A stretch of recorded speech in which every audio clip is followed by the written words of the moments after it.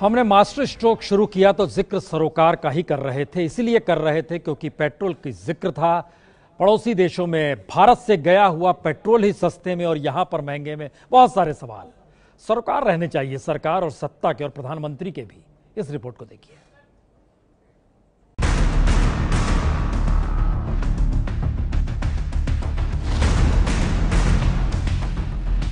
36 घंटे पहले का ये रोड शो है।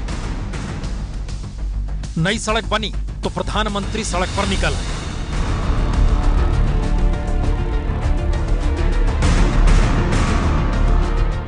और दिल्ली का तापमान कल जब 46 डिग्री पार कर रहा था तब प्रधानमंत्री ने गर्मी की चिंता किए बगैर रोड शो किया।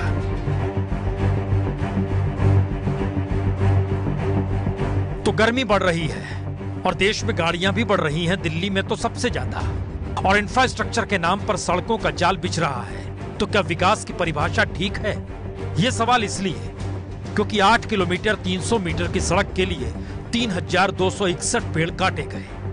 और ये शहरी सड़क यूपी सीमा से मिलती है, जहां से डासना तक 19 किलोमीटर 300 मीटर की सड़क अभी बननी बाकी है और इसका टारगेट 2020 तक का है। दिल्ली के निजामुद्दीन से यूपी गेट तक एक्सप्रेसवे के इस करीब 8.3 किलोमीटर के हिस्से को जल्दी तैयार कर इसका उद्घाटन तो कर दिया गया, लेकिन दिल्ली से मेरठ तक जाने वाले इस एक्सप्रेसवे का यूपी गेट से डासना तक करीब 19.3 किलोमीटर का हिस्सा मई 2020 तक तैयार हो पाएगा, यानी कि लोकसभा चुनावों के बाद। तो दिल्ली की 8.5 किलोमीटर की सड़क का फायदा होगा क्या? ये सवाल आपके जहन में आ सकता है। पर यूपी बॉर्डर से लेकर डासना तक जो सड़क बनने वाली है उसमें 10,000 से ज्यादा पेड़ काटे जाएंगे।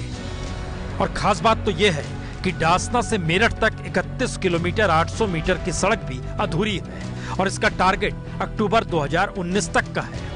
दिल्ली यूपी बॉर्डर से डासना तक 2020 में पूरा होगा और जो डासना से मेरठ गया है वो अक्टूबर 2019 में पूरा होगा।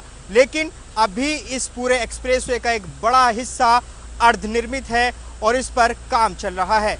और इस रेंज की सड़क बनाने में भी तकरीबन 15,000 से ज्यादा पेड़ काटे जाएंगे। तो दिल्ली को जिस प्रदूषण से मुक्त करने के लिए एक्सप्रेसवे बनाने का जिक्र हुआ, उस दिल्ली की हकीकत यही होगी कि 60 किलोमीटर सड़क के लिए तकरीबन 30,000 पेड़ काटे जाएंगे। पब्लिक ट्रांसपोर्ट तो सरकार बना नहीं पाई, तो ऐसे में नई नई कार खरीद कर दिल्ली जैसे शहर में कार की भरमार और प्रदूषण बढ़ाएगी। और आधे अधूरे सड़क निर्माण से जहां पर सड़क खत्म होती है वहां जाम के हालातों से बिना गाड़ी वाले लोगों को ज्यादा परेशानी होगी। और आखिरी सवाल यही, क्या सड़क और कंक्रीट के जंगल को ही अब विकास मान लिया जाए?